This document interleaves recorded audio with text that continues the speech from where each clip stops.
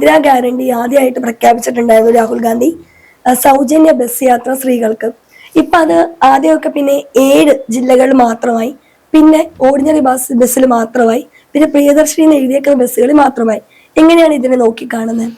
നമുക്കറിയാം അദ്ദേഹത്തിന്റെ ഒരു വാഗ്ദാനം എന്നുള്ളത്, ഇപ്പൊ വാഗ്ദാനം എന്നുള്ളത് ആ പ്രകടന പത്രികയിൽ കൃത്യമായിട്ട് തന്നെ പറഞ്ഞിരുന്നു. അത് ഓർഡിനറി എന്ന് മാത്രം രേഖപ്പെടുത്തിയിട്ടുണ്ടായിരുന്നു. അതിലെ അല്ല, രേഖപ്പെടുത്തിയിട്ടുണ്ടായിരുന്നോ? ഇല്ലല്ലോ. ഉണ്ടായിരുന്നില്ല. പക്ഷെ ഇന്ന് അവരത് ഓർഡിനറിയിലേക്ക് മാത്രമായി ചുരുക്കിയിരിക്കുന്നു. അപ്പോ അത് തന്നെ ഒരു യഥാർത്ഥത്തിൽ ജനങ്ങളെ കമ്പിളിപ്പിക്കലല്ലേ ശരിക്കും? തീർച്ചയായിട്ടും. അപ്പൊ അത് യഥാർത്ഥത്തിൽ ജനങ്ങൾ ബോധിപ്പിക്കപ്പെടേണ്ടതാണ്. പക്ഷെ എന്നിരുന്നാലും ഈ ഒരു തീരുമാനം എന്നുള്ളത് മികച്ച തീരുമാനമാണ്. പക്ഷെ നമുക്കറിയാം KSRTCയുടെ നഷ്ടം എത്രയാണ്, സഞ്ചിത നഷ്ടം എന്ന് പറയുന്നത് എത്രയാണ്? നമുക്ക് ഊഹിക്കാവുന്നതിലപ്പുറം തന്നെയാണ്. ഏകദേശം 10-20,000 കോടിക്കും അപ്പുറമാണ് KSRTCയുടെ നഷ്ടം എന്ന് പറയുന്നത്. അപ്പോൾ അതിന്റെ പുറമെ സ്ത്രീകൾക്ക് കൂടി സൗജന്യ യാത്ര നടത്തുമ്പോൾ ആ ഒരു സ്ഥാപനം നഷ്ടത്തിൽ നിന്നുകൊണ്ട് നഷ്ടത്തിലേക്ക് കൂപ്പുകുത്തുകയല്ലേ യഥാർത്ഥത്തിൽ ചെയ്യുന്നത് എന്നുള്ളത് മറ്റൊരു വശമാണ്.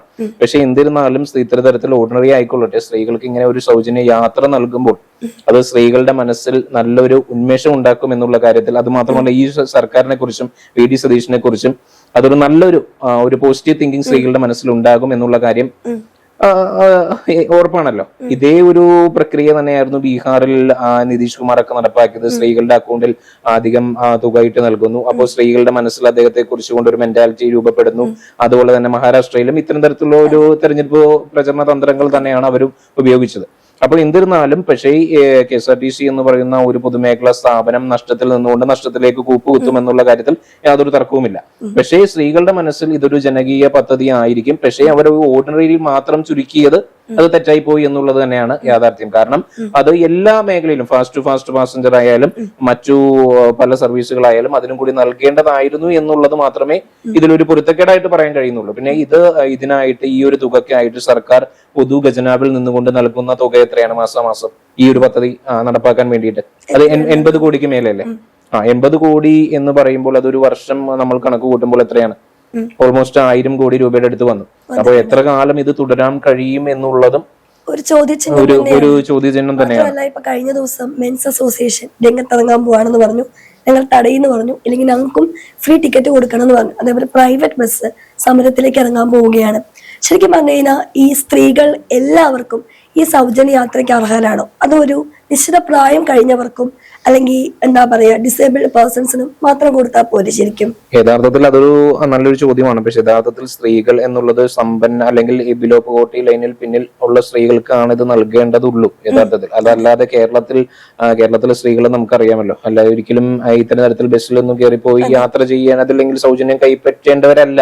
സാമാന്യം ഒരു ലിവിംഗ് സ്റ്റാൻഡേർഡ് ഉണ്ട് കേരളത്തിൽ, ഒരു ഭൂരിപക്ഷം വരുന്ന ഒരു സ്ത്രീ സമൂഹത്തിനും ഉണ്ട് എന്നുള്ള കാര്യം ഉറപ്പാണല്ലോ. അപ്പോ എന്നിട്ടും എല്ലാ വ്യക്തികൾക്കും സൗജന്യ യാത്ര നൽകിയത് ഗവൺമെന്റിന്റെ ഒരു മികച്ച തീരുമാനമാണ്. പിന്നെ മെൻസ് അസോസിയേഷന്റെ ഈ ഒരു പ്രതിഷേധമൊക്കെ അത് പ്രതിഷേധാർഹമാണ്. കാരണം എന്താന്ന് വെച്ച് കഴിഞ്ഞാൽ എല്ലാവർക്കും ഫ്രീ നൽകാൻ കഴിയുമോ? ഈ പറയുന്ന ഓർഡിനറി സർവീസ് ആയിക്കോട്ടെ എല്ലാ ജനങ്ങൾക്കും ഫ്രീ നൽകാൻ കഴിയുമോ? ഓരോ സംസ്ഥാനത്തിന് കഴിയും. നൽകേണ്ട കാര്യം തന്നെ ശരിക്കും ഇല്ലെന്നാണ് പറയുന്നത്. ശരിക്കും പറഞ്ഞാൽ ഇതൊക്കെ ഒരു ഫ്രീബി രാഷ്ട്രീയത്തിലേക്ക് പോകും. എല്ലാം ഫ്രീബി രാഷ്ട്രീയമാണല്ലോ. ഇപ്പൊ കേന്ദ്ര സർക്കാരിന്റേതായാലും പല ഫ്രീബി രാഷ്ട്രീയം ഉണ്ടല്ലോ. ഇപ്പൊ നമ്മുടെ കിസാൻ സമ്മാൻ നിധി, അതോടൊപ്പം തന്നെ കിസാൻ സമ്മാൻ നിധി ഒക്കെ തന്നെ ഒരു ഫ്രീബി രാഷ്ട്രീയമാണല്ലോ. അതുപോലെ കിറ്റ് കൊടുത്തുകൊണ്ട് അധികാരം നേടിയതും ഇടതുപക്ഷ ഗവൺമെന്റ് അധികാരം നേടിയതും എല്ലാം തന്നെ ഒരു ഫ്രീബി രാഷ്ട്രീയമാണല്ലോ. ഇപ്പൊ ഈ ഫ്രീബി രാഷ്ട്രീയം ജനങ്ങളുടെ മനസ്സിലേക്ക് വല്ലാതെ അങ്ങ് കയറി പറ്റും. അത് തന്നെയാണ് VD സതീശനും ചെയ്തിട്ടുള്ളത്. പിന്നെ പ്രൈവറ്റ് ബസ് ഓണേഴ്സുമായിട്ട് ബന്ധപ്പെട്ടുകൊണ്ട് നമുക്കറിയാം നമ്മുടെ സംസ്ഥാനത്ത് മൊത്തം എത്ര പ്രൈവറ്റ് ബസ്സുകളായിരുന്നു ഉണ്ടായിരുന്നത്? മൊത്തത്തിൽ 2014 കാലഘട്ടങ്ങളിൽ അത് 30,000-ന് മേൽ പ്രൈവറ്റ് ബസ്സുകളായിരുന്നു ഉണ്ടായിരുന്നത്. ഇന്നിപ്പോ അത് എത്ര കുറഞ്ഞിരിക്കുന്നു? പ്രൈവറ്റ് ബസ്സുകൾ എത്രമാത്രമായി ചുരുങ്ങിയിരിക്കുന്നു? കാരണം അവർ വഹിക്കേണ്ട കഷ്ടപ്പാടുകൾ എന്ന് വെച്ച് കഴിഞ്ഞാൽ അത് വളരെ വലുത് തന്നെയാണ്. ഇപ്പൊ പെർമിറ്റ് കിട്ടാൻ വേണ്ടിയിട്ടും ടാക്സ് അടയ്ക്കാൻ വേണ്ടിയിട്ടും ഒരു നല്ലൊരു തുക തന്നെ ടാക്സ് ആയിട്ട് ഈ പ്രൈവറ്റ് ബസ് ഓണേഴ്സ് സർക്കാരിന് അടയ്ക്കുന്നുണ്ട്, നികുതിയായിട്ടും അടയ്ക്കുന്നുണ്ട്. അതിന്റെ ഒരു നികുതി തന്നെയാണ് സർക്കാരിന്റെ ഒരു വരുമാന സ്രോതസ് എന്നുള്ളത് അത് തന്നെയാണ്. അപ്പോ ഇത്തരം തരത്തിൽ സൗജന്യ യാത്ര നടപ്പാക്കിയിട്ടുണ്ട് എന്നുണ്ടെങ്കിൽ പ്രൈവറ്റ് മേഖലയ്ക്കും നല്ലൊരു രീതിയിൽ നഷ്ടം സംഭവിക്കുമെന്നുള്ള കാര്യത്തിൽ തീർച്ചയാണല്ലോ. അതിന് യാതൊരു തർക്കവുമില്ലല്ലോ. അപ്പോൾ പ്രൈവറ്റ് മേഖലയും എങ്ങനെ മുന്നോട്ട് പോകും എന്നുള്ളതിന്റെ ഒരു ഉത്തരം കൂടി സർക്കാർ നൽകേണ്ടതുണ്ട്. പിന്നെ മാത്രമല്ല നമ്മുടെ ഈ VD സതീശൻ പ്രതിപക്ഷ നേതാവായിരിക്കുമ്പോ പറഞ്ഞൊരു വാചകമുണ്ട്, ഖജനാവില് പൂച്ച പെറ്റി കിടക്കുകയാണെന്ന്. ഇതേ ഖജനാവിന്റെ വെച്ചുകൊണ്ട് തന്നെയാണ് ഇവര് പെൻഷൻ 3000 രൂപയായിട്ട് വർദ്ധിപ്പിക്കുന്നു പറഞ്ഞു. അതായത് ഒരുപാട് പദ്ധതികൾ ഇവർ പ്രഖ്യാപിച്ചിട്ടുണ്ട്. ഈ പൂച്ച പെറ്റി കിടക്കുന്ന ഖജനാവിന് എങ്ങനെയാണ് ഇവർ ഇതിലേക്ക് ഫണ്ടിങ് എടുക്കുക? അതിന് സ്വാഭാവികമായിട്ടും നമ്മുടെ വരുമാന സ്രോതസ്സുകൾ വർദ്ധിപ്പിക്കേണ്ടതുണ്ട്. നമുക്കറിയാം നമ്മുടെ വരുമാന സ്രോതസ്സുകൾ എന്ന് പറഞ്ഞു കഴിഞ്ഞാൽ മെയിനായിട്ട് ലോട്ടറിയും മദ്യവുമാണ്, ആണെന്നുള്ള കാര്യത്തിൽ യാതൊരു തർക്കവുമില്ല. അപ്പോ മെയിനായിട്ട് വരുമാന സ്രോതസ്സുകൾ വർദ്ധിപ്പിക്കേണ്ടതുണ്ട്. അഥവാ അതോടൊപ്പം തന്നെ യുവജനങ്ങളെ ഇവിടെ തങ്ങി നിർത്തേണ്ടതുണ്ട് എന്നുള്ളത് തന്നെയാണ് വി ജി സതീശൻ പറഞ്ഞത്. അതിനകത്ത് ഒരു പ്രത്യേകം വകുപ്പ് തന്നെ വകുപ്പ് തന്നെ സ്ഥാപിക്കും എന്നുള്ളതായിരുന്നു അദ്ദേഹത്തിന്റെ ഒരു പ്രചരണമൊക്കെ. അപ്പൊ അവരുടെ ഭരണഘടനാപരമായിട്ടുള്ള എഫിഷ്യൻസി അതിൽ നിന്ന് ബോധ്യപ്പെടുത്തിക്കൊണ്ട് വേണം പല ടാക്സിൽ നിന്നുകൊണ്ടും നികുതി പണത്തിൽ നിന്നുകൊണ്ടും മറ്റു റിസോഴ്സിൽ നിന്നുകൊണ്ടും പുതിയ വ്യവസായ ശൃംഖലകൾ സൃഷ്ടിച്ചും ഒക്കെ ആയിരിക്കാം അദ്ദേഹം ഇത് ഉദ്ദേശിച്ചിട്ടുള്ളത്. അതല്ലാതെ ഇപ്പോഴത്തെ ഗവൺമെന്റ് സാഹചര്യം അനുസരിച്ചുകൊണ്ട് ഒരിക്കലും മുന്നോട്ട് നീങ്ങാൻ കഴിയും എന്ന് തോന്നുന്നില്ല. അതല്ലാന്നുണ്ടെങ്കിൽ സെൻട്രലിൽ നിന്നുകൊണ്ട് കിട്ടുന്ന ഷെയറുകൾ പലതരത്തിലുള്ള ഫണ്ടുകളായി കൈപ്പറ്റി ഇപ്പൊ PM ശ്രീ പോലുള്ള പദ്ധതികൾ ഒപ്പുവെക്കില്ല എന്ന് പറഞ്ഞുകൊണ്ടുള്ള ഒരു നിലപാട് നിൽക്കുന്നു. അങ്ങനെ പലതരത്തിലുള്ള സെൻട്രലുമായിട്ടുള്ള നീക്കുപോക്കുകൾ നടത്തിക്കൊണ്ട് മാത്രമേ സംസ്ഥാനത്തിന് മുന്നോട്ട് പോകാൻ കഴിയുള്ളൂ. അല്ലാതെ ഒരിക്കലും സംസ്ഥാനത്തിന് മുന്നോട്ട് പോകാൻ കഴിയില്ല. ഇപ്പൊ ധവളപത്രത്തിൽ തന്നെ നമ്മൾ കണ്ടതാണല്ലോ, സംസ്ഥാനത്തിന്റെ പൊതു കടം എന്ന് പറയുന്നത് 5 ലക്ഷം കോടിക്ക് മേലെയാണ്. അപ്പൊ അങ്ങനെ അതല്ലാതെ ഒരിക്കലും സംസ്ഥാനത്തിന് മുന്നോട്ട് പോകാൻ കഴിയില്ല, അത് ഉറപ്പാണ്. തീർച്ചയായിട്ടും. അപ്പൊ അങ്ങനെയാണെങ്കിൽ നമുക്ക് ശരിക്കും പറഞ്ഞു കഴിഞ്ഞാൽ ഈ സൗജന്യ ബസ് യാത്ര അതിന്റെ ആവശ്യമുണ്ടോ? അത് ജെൻഡർ വെച്ചിട്ടല്ല, അതിന്റെ ആവശ്യമുണ്ട്. അപ്പൊ സ്ത്രീകൾക്ക് മാത്രം പറഞ്ഞു, സ്ത്രീകൾക്കാണെങ്കിലും പുരുഷന്മാർക്കാണെങ്കിലും സൗജന്യമായിട്ടൊരു യാത്ര അതും ഈ കേരളത്തിൽ ആവശ്യമുണ്ടോ?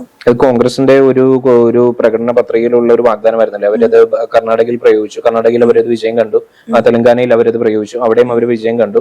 അവര് കോൺഗ്രസ് ഒരിക്കലും തിരിച്ചു വരില്ല എന്ന് പലരും കരുതിയിരുന്ന ഒരു കാലഘട്ടത്തിൽ നിന്നുകൊണ്ട് കോൺഗ്രസ് നല്ല ശക്തമായ രീതിയിൽ തിരിച്ചു വരാൻ വേണ്ടിയിട്ടുള്ള അവരുടെ ഒരു തെരഞ്ഞെടുപ്പ് ഗിമിക്കിന്റെ ഭാഗമായിരുന്നു ഈ സൗജന്യ യാത്ര എന്നുള്ളതാണ് നമ്മൾ മനസ്സിലാക്കേണ്ടത്.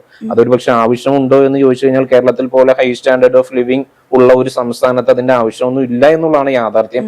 പക്ഷേ എന്നിരുന്നാലും അത് കോൺഗ്രസിന്റെ ഒരു തെരഞ്ഞെടുപ്പ് ഗിമ്മിക്കിന്റെ ഭാഗമായിട്ടുള്ള ഒരു പ്രചരണമായിരുന്നു എന്നുള്ളതാണ് യാഥാർത്ഥ്യം. ഈ പ്രചരണം അതായത് ഇന്ദിരാഗാന്ധിയുടെ ഒരൊറ്റ കാലം കൊണ്ട് മാത്രമാണോ ഇപ്പോ ഈ കോൺഗ്രസ് അധികാരത്തിൽ കയറിയത്? അല്ല, അത് ഒരിക്കലും അല്ല. അത് ഇടതുപക്ഷ സർക്കാരിനോടുള്ള ജനങ്ങളോടുള്ള ഒരു വെറുപ്പ് കൂടിയും അതോടൊപ്പം തന്നെ ന്യൂനപക്ഷങ്ങളുടെ ഒരു സമ്പൂർണ്ണമായിട്ടുള്ള ഒരു കൺസോളിഡേഷനുമാണ് അവരെ ഈ തരത്തിലേക്ക് അധികാരത്തിലേക്ക് എത്തിച്ചത്.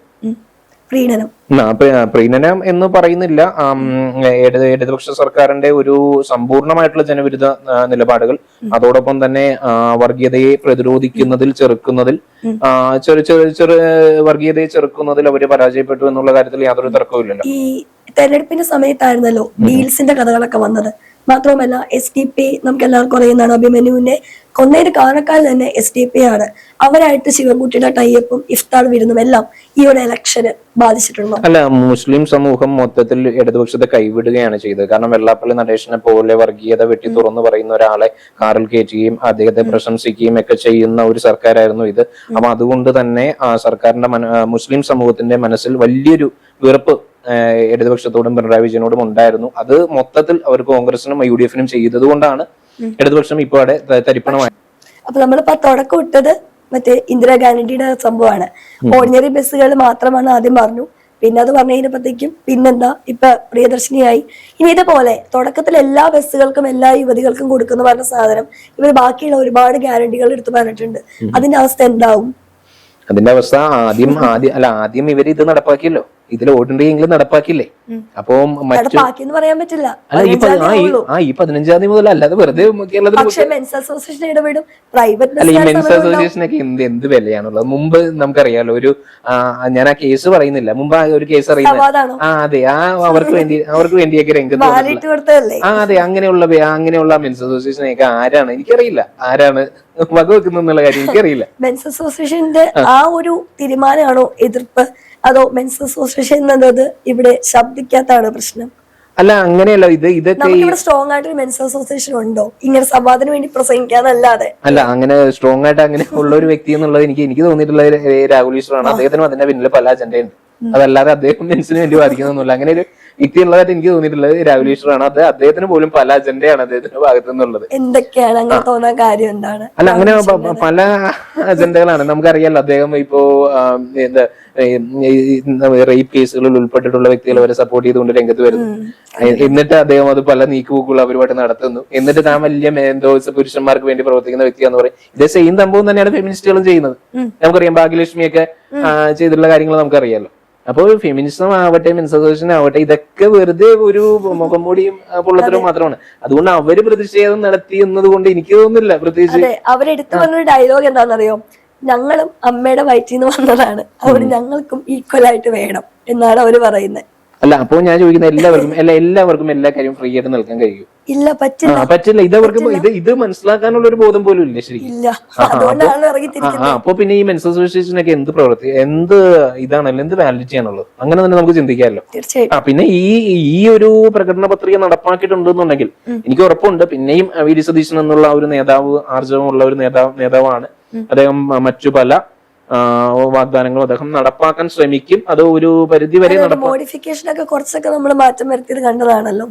മോഡിഫിക്കേഷൻ മാറ്റം വരുത്തിയത് കണ്ടതാണ്. പിന്നെ സഹകരണ മേഖലയിൽ നിന്നുകൊണ്ട് ലോൺ എടുത്തവർക്ക് അതിന്റെ തിരിച്ചടവുമായിട്ട് ബന്ധപ്പെട്ടുകൊണ്ട് ഒറ്റത്തവണ തീർപ്പാക്കൽ ആശ്വാസ് പദ്ധതി അത് നടപ്പാക്കാൻ പോകുന്നു.